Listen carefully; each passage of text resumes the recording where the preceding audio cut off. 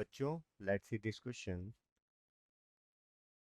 Assertion: a changing magnetic flux induces an electric field. Reason: an inductor always tend to keep the flux constant. First A, second B, third C, fourth D. सबसे पहले हम देखते हैं बच्चों की concept.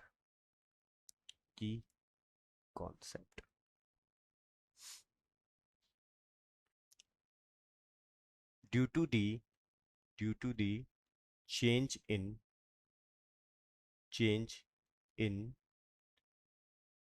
magnetic field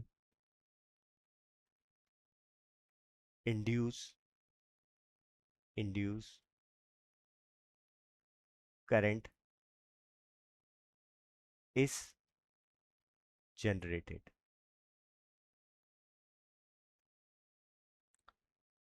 अब बात करते हैं सॉल्यूशन की. सॉल्यूशन बच्चों, हमें यहाँ पर क्या दे रखा है? हमें यहाँ पर दे रखा है कि एक, अगर मैं बात करूँ यहाँ पर कि एक हम इंडक्टर ले लेते हैं. इस इंडक्टर में हमने क्या करा है? एक सेल लगा दिया, बैटरी लगा दी है. अब इस इंडक्टर में क्या हो रहा है? अगर मैं यहाँ पर करंट को फ्लो करवाऊंगा तो करंट को फ्लो कराने की वजह से यहाँ पर क्या जनरेट होगा? फ्लक्स जनरेट होगा. अगर यहाँ पर फ्लक्स जनरेट हो रहा है तो अगर फ्लक्स में चेंज आ रहा है, जैसे लगातार अगर मैं यहाँ पर इलेक्ट्रिक फील्ड जनरेट कर रहा हूँ और बार बार के इसमें क्या हो रहा है? मैग्नेटिक फ्लक्स में चेंज कर रहा हूँ मैं.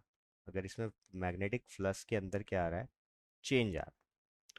तो मैग्नेटिक फ्लक्स के अंदर चेंज आ रहा है तो इस कॉइल के अंदर क्या जनरेट होगा? इसमें जनरेट होगा इंड्यूस्ड ईएमएफ. करेक्ट. यहाँ पर क्या जनरेट होगा? Induced EMF.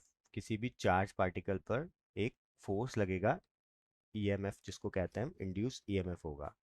ठीक है. और ये जो ईएमएफ क्रिएट हुआ है, ये क्या है? ये एक इलेक्ट्रिक फील्ड जनरेट करेगा. मतलब मैग्नेटिक फ्लक्स में चेंज आएगा तो यहाँ पर इंड्यूस ईएमएफ जनरेट होगा. और इंड्यूस ईएमएफ भी अपना क्या बनाएगा? यहाँ पर इंड्यूस ईएमएफ भी यहाँ पर अपना एक इलेक्ट्रिक फील्ड क्रिएट करेगा. क्या क्रिएट करेगा? इलेक्ट्रिक फील्ड क्रिएट करेगा. तो हाँ, ये पॉसिबल है कि changing in magnetic flux induce a electric field. ये है. हम ये स्टेटमेंट, ये जो असेशन है, ये बिल्कुल करेक्ट है, करेक्ट असेसमेंट है कि अगर हम क्या करें? चेंज करें. If we changing in the magnetic flux, अगर मैग्नेटिक फ्लक्स में चेंज किया जाए तो यहाँ पर क्या जनरेट होगा? Induced an electric field. एक इलेक्ट्रिक फील्ड जनरेट होगा. और वो क्यों जनरेट हो रहा है? वो इसलिए जनरेट हो रहा है क्योंकि यहाँ पर इंड्यूस ईएमएफ जनरेट होगा. अब चार्ज पार्टिकल अगर मूव करेगा तो उसके आसपास क्या क्रिएट होगा? एक इलेक्ट्रिक फील्ड क्रिएट होगा. तो यहाँ पर एक इलेक्ट्रिक फील्ड भी क्रिएट होगा. तो वो इलेक्ट्रिक फील्ड भी क्या होता है? इंड्यूस होता है.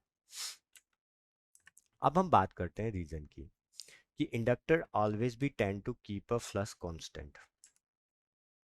बात यहाँ पर आ रही है रीजन की. रीजन ये है कि inductor tends to keep the flux constant always.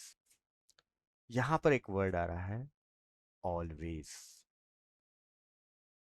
तो ये always पॉसिबल नहीं, बिकॉज किसी इंस्टेंट पर ऐसा पॉसिबल है कि जैसे अगर मैं बात करूं, जैसे मैं एक इंडक्टर बनाता हूं यहाँ पर. ठीक है.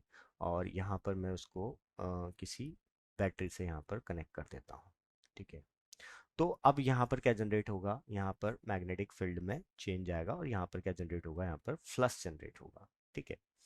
अब फ्लक्स जनरेट होगा एट एनी इंस्टेंट. अब मैं यहाँ पर एक स्विच भी लगा देता हूँ. चलो ठीक है, यहाँ पर स्विच लगा दिया तो at any instant if current through the inductor, अगर मैं क्या करूँ, यहाँ पर स्विच को क्या कर दूं, ऑन से मैंने क्या कर दिया, इसको ऑफ कर दिया। किसी इंस्टेंट टाइम पर मैंने क्या कर दिया, इसको ऑफ कर दिया। मतलब यहाँ पर करंट कितना हो गया, यहाँ पर अब करंट क्या हो रहा है, गोज टू 0 एम्पियर हो रहा है। ठीक है। और अगर यहाँ पर 0 एम्पियर करंट हो रहा है तो current through the inductor zero हो गया। अब यहाँ पर अगर करंट जीरो हो रहा है तो ये जरूरी नहीं है यहाँ पर ईएमएफ भी क्या हो जाए, जीरो हो जाए। क्योंकि जरूरी नहीं है ना, चार्ज पार्टिकल तो वहां पर क्या करने लगेंगे, मूव तो करते रहेंगे तब भी। ठीक है। तो वहां पर ईएमएफ तो लग रहा है, तो ये जरूरी नहीं है। तो इससे हम ये कह सकते हैं कि an inductor tends to keep a flux constant, पर नॉट ऑलवेज। ये एक किसी इंस्टेंट टाइम पर ही होगा, ये ऑलवेज नहीं हो सकता। कि हम इसको यहाँ पर अगर बंदी रखेंगे तो थोड़ी देर बाद जो ईएमएफ है वो भी जीरो हो जाएगा। अभी तो यहाँ पर क्या है, ईएमएफ जीरो नहीं होगा। जैसे ही हम किसी इंस्टेंट टाइम पर करेंगे तो ईएमएफ जीरो नहीं होगा, ईएमएफ कुछ ना कुछ तो रहेगा। उसकी वजह से हमारा जो फ्लक्स है वो कांस्टेंट रहेगा। बट कुछ टाइम बाद ईएमएफ भी क्या हो जाएगा, जीरो हो जाएगा। तो हम ये नहीं कह सकते कि ऑलवेज यहाँ पर क्या रहेगा, inductor tends to always to keep a flux constant, यहाँ पर नहीं रहेगा। तो ये हमारा जो रीजन है ये इनकरेक्ट है। तो ये रीजन क्या है हमारा, इनकरेक्ट है, इनकरेक्ट रीजन। तो अब हम यहाँ से क्या ऑप्शन लगाएंगे, तो हमारा ऑप्शन कि हमारा असर्शन तो करेक्ट है, उसका जो रीज़न है वो ट्रुथ नहीं है। तो ऑप्शन सी यहाँ पर क्या होगा, option third is a correct option और it's our final solution. I hope you will understood it well. Best of luck.